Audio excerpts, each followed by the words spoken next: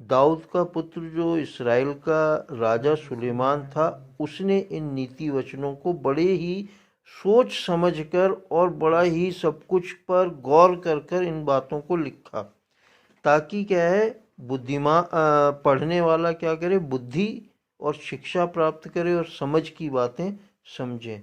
बुद्धि, बुद्धि क्या है? बुद्धि वो चीज है जिससे इंसान भले और बुरे को जान पाता है। अगर बुद्धि ना हुए तो इंसान क्या है, पागल कहलाएगा, है ना। हमारे पास वो लड़का आता है ना, उसके अंदर क्या है, बुद्धि तो नहीं है, पागल है वो, ठीक है कि नहीं। तो बुद्धि क्या है, इंसान को अच्छे और बुरे के ज्ञान को बताती है, ठीक। दूसरा, शिक्षा, शिक्षा जो कुछ हमें वचन देता है, देना चाहता है, परमेश्वर जो हमें देना चाहता है वो है शिक्षा। यीशु मसीह ने कहा क्या, कि यदि कोई तुझे एक कोस बेगार में ले जाए तो उसके साथ 2 कोस चला जा। यहाँ बताओ मेरे को कि बुद्धि वाला इंसान ये काम करेगा या शिक्षा वाला ये इंसान काम करेगा? बुद्धि वाला, शिक्षा वाला। सिर्फ शिक्षा वाला इंसान काम करेगा, बुद्धि वाला इंसान नहीं काम करेगा। बुद्धि वाला तो ये कहेगा भाई एक कोस कहते बेगार में ले जा रहा है, मुझे कोई फायदा नहीं है, मुझे कुछ इसमें है।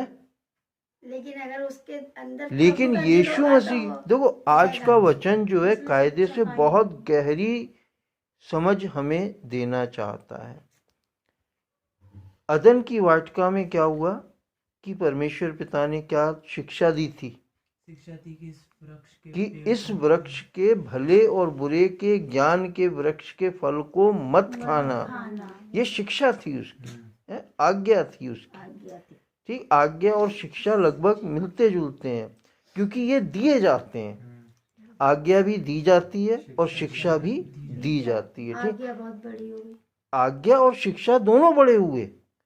यहाँ यीशु मसीह को भी देखो, वो क्या कह रहा है, हमारे यीशु मसीह ने हमें कुछ शिक्षाएं ऐसी दी हैं जिन्हें लोग वाग कहते हैं बुद्धिमान नहीं मानते हैं, ठीक। जैसे वही जो मैंने बताया कि एक कोस बेगार में ले जाए तो क्या चले जाओगे? बुद्धिमान कहेगा मैं नहीं जाऊंगा। क्यों? क्योंकि उसे, बुद्धिमान को तो क्या फायदा दिखने वाली बात रहती है ना, कि वो हर चीज में अपना फायदा सोचता है, ठीक। लेकिन परमेश्वर पिता क्या कहता है, मैंने जगत के मूर्खों को चुन लिया है। और यीशु मसीह की शिक्षा क्या कहती है, कि तुम्हें मूर्ख बन के ही अपने आप को चलाना है। क्यों? क्योंकि मूर्खों को क्या बनना है? बुद्धिमान बनना है। शिक्षा को समझो। बेगार में ले जाना, कई बार मैं लोगों के साथ बेगार में गया हूं, लेकिन उस बेगार में जाने में मेरे को बहुत कुछ मिला है ना। बेगार में जाने वाला मन तो खुदा की तरफ से होगा। हाँ, तो शिक्षा को अगर हम मानेंगे तो हमें वो चीज मिलेगी जो परमेश्वर हमें देना चाहता है। कई बार पे इंसान की बुद्धि काम नहीं करती है, लेकिन सुलेमान राजा हमें ये सब बातों को समझाना चाहता है कि पढ़ने वाला बुद्धि और शिक्षा प्राप्त करे और समझ की बातें समझे। और क्या है, समझ की बातें हमें जो समझनी चाहिए, जो बुद्धि से भी नहीं मिल सकती, वो शिक्षा से मिल सकती हैं, वो बातें हमें समझनी चाहिए। क्योंकि अगर वहां अदन की वाटिका में बुद्धि का इस्तेमाल होता तो आज्ञा तोड़ी नहीं जाती। वहां बुद्धि का इस्तेमाल नहीं हुआ, ठीक, और वहां शिक्षा का भी इस्तेमाल नहीं हुआ। अगर बुद्धि और शिक्षा का इस्तेमाल हो जाता तो समझ पाते कि भाई अगर कहते हैं हम इसको खाएंगे तो मर जाएंगे, खुदा आपने कहा है, ये बुद्धि की बात है ना। और शिक्षा की है, पिता ने आज्ञा दी है कि इसे नहीं खाना, ठीक है। अगर इसको समझ जाते तो वो फल को खाते ही नहीं। तो वहां जो अदन की वाटिका में हुआ, वहां ना बुद्धि का इस्तेमाल हुआ, ना वो शिक्षा को माना गया, ना आज्ञा को माना गया, और समझ का तो सहारा ही नहीं लिया गया। कारण ये शैतान ने बहकाया और उन्होंने क्या किया, शैतान की मान ली है। ना वहाँ बुद्धि का इस्तेमाल हुआ, ना शिक्षा का इस्तेमाल हुआ, और ना वहाँ समझ का सहारा लिया गया।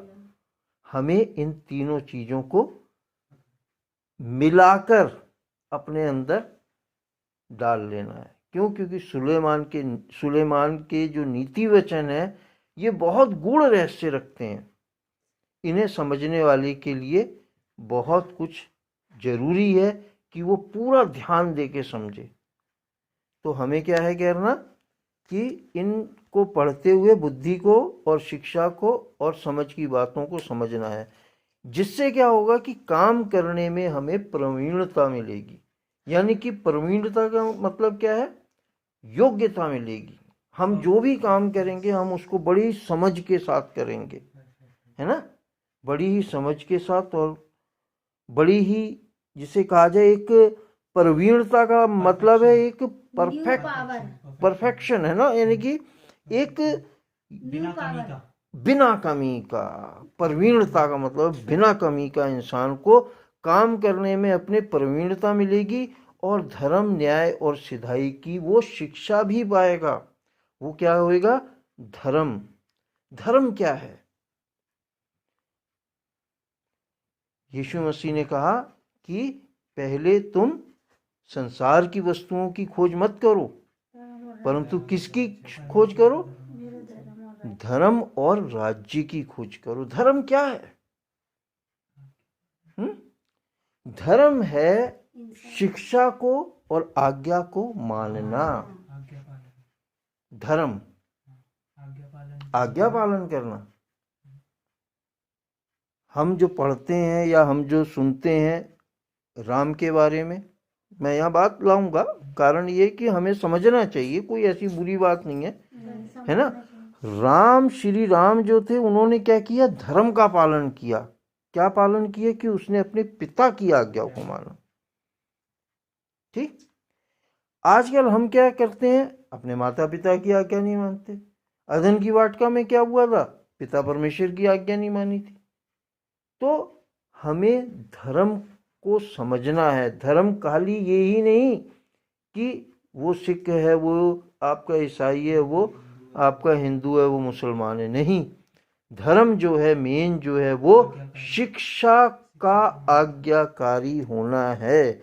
और हर जो संसार में धर्म या जाति या कास्ट कुछ भी कहलाता है, कैटेगरी कुछ भी कहलाता है, सब ये सिखाते हैं कि तुम प्यार से रहो, मेल से रहो, सत्य पे चलो, अहिंसा को अपनाओ। बापूजी के 3 मंदिर दिखाए गए। क्या वो कहते हैं? बुरा मत बोलो, बुरा मत सुनो और बुरा मत देखो। तो ये क्या है? शिक्षाएं हैं। और जो शिक्षाओं को मानता है, जो आज्ञा को मानता है, वो धर्म का पालन करता है ना? तो धर्म, न्याय और सिधाई की शिक्षा पाए। क्या होगा जब हम इन्हें पढ़ेंगे नीति वचन को? तो हमें धर्म की, न्याय की और सिधाई की शिक्षा मिलेगी। सिधाई की शिक्षा किसे कहते हैं? कि जो कहा गया है उसको सीधे तरीके से मान लेना, उसमें अपनी बुद्धि का इस्तेमाल नहीं करना। अदन की वाटिका में क्या हुआ? उन लोगों ने दूसरे की बात पर विश्वास कर लिया। शैतान ने जैसा उनसे कहा, उन्होंने शैतान की मान ली है, किसी की नहीं सुनी। उन्होंने कहा कि अरे नहीं यार, ये जो है लालच, क्योंकि दूसरे की बातें हमें लालच दे सकती हैं, उस समय है ना? जैसा कि हम देखते हैं कि बहुत से लोग दूसरों की बातें मान के फंस जाते हैं, जैसे गुनाह कर जाते हैं, पाप कर जाते हैं। उसने कहा अबे भाई, ऊपर की कमाई भी कर लिया करो, हैं? ऊपर की कमाई, किसी काम में हम काम में प्रवीणता भी चाह रहे हैं, ठीक? और प्रवीणता हमें कब मिलेगी? जब हम ऊपर की दूसरों की बातें नहीं सुनेंगे, शैतान की बातें नहीं सुनेंगे। क्योंकि काम हमें ईमानदारी से करने को कहा गया है, काम हमें सच्चाई से करने को कहा गया है, ठीक? प्रवीणता के साथ करने को कहा गया है। लेकिन हम संसार में देखते हैं कहा गया है क्या क्या कहते हैं लोग कि कुछ ऊपर का भी कमा लो भाई, कमाई के साथ। हमें ऐसी चीज़ों पर ध्यान नहीं देना है। हमें क्या है? आपका न्याय और सिधाई से जो कुछ हमें सौंपा गया उसे सिधाई से पूरा करना है। अगर हम सिधाई से पूरा करते हैं तभी हमें परमेश्वर से आशीष मिलती है। चौथे पद में कि भोलों को चतुराई और जवान को ज्ञान और विवेक मिले। ये वचन जो है काहे के लिए हैं? भोलों को क्या? चतुराई मिले। अदन की वाटिका में क्या ठहराए गए वो लोग? भोले। भोले ही तो थे जिन्होंने ना बुद्धि का सहारा लिया, ना शिक्षा को माना, ना आज्ञा को माना और शैतान की बातों में फंस गए। तो क्या है? भोलों को क्या मिले? चतुराई मिले कि शैतान के जालों में हम ना फंसने पाए। और जवान को क्या मिले? ज्ञान मिले। वो ज्ञान जो हमें आज्ञा पालन करना सिखाए, शिक्षा पर चलना सिखाए, बड़ों की आज्ञा मानना सिखाए। और विवेक मिले। विवेक किसे कहते हैं? कॉन्शियस, यानी कि अपनी अंतरात्मा की एक बात को समझना। अंतरात्मा क्या है? अंतरात्मा वो है जब हम कोई बुरा काम करने जाते हैं तो वो हमें रोकता है। वो क्या कहता है कि ऐसा काम गलत मत कर, क्योंकि ऐसा गलत काम करने से क्या होगा? तेरे को पछतावा आएगा, बाद में सजा भी मिल सकती है, सजा भी मिल सकती है, दुख भी मिल सकता है। लेकिन हम क्या है? उस अपने कॉन्शियस को समझ नहीं पाते हैं और हम लालच के वश में फंसकर गलत काम कर जाते हैं।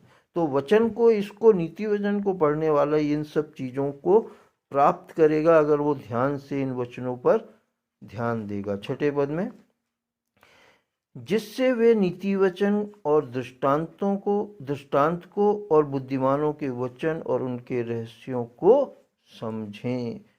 जब हम इसे पढ़ेंगे नीति वचन को तो हमें क्या होगा? नीति वचन यानी कि जो नीति पर चलने वाले वचन हैं। नीति वचन का अर्थ क्या है? यानी कि नीति, शिक्षा पर चलने वाले वचन हैं। दृष्टांत क्या है? दृष्टांत उदाहरण हैं जो हमें इसमें देखने को मिलेंगे कि उदाहरण क्या क्या हैं। और बुद्धिमानों के वचन और उनके रहस्यों को समझने का मौका मिलेगा। तो जब हम कल के दिन और इसे पढ़ेंगे 7वें और आगे के पदों को, तो ये सब चीज़ें हमें इसमें मिलेंगी, प्राप्त होंगी। तो इसलिए जब भी हम नीति वचन पढ़ें तो बड़ा ही ध्यान से इसको पढ़ें और समझें और परमेश्वर से वो चीज़ मांगे जो हमारे जीवन में इन वचनों के द्वारा काम आ सके। पिता परमेश्वर अपने वचन के पढ़े और सुने जाने पर बहुतायत से आशीष दे। प्रभु यीशु मसीह के नाम में आमीन, आमीन, आमीन।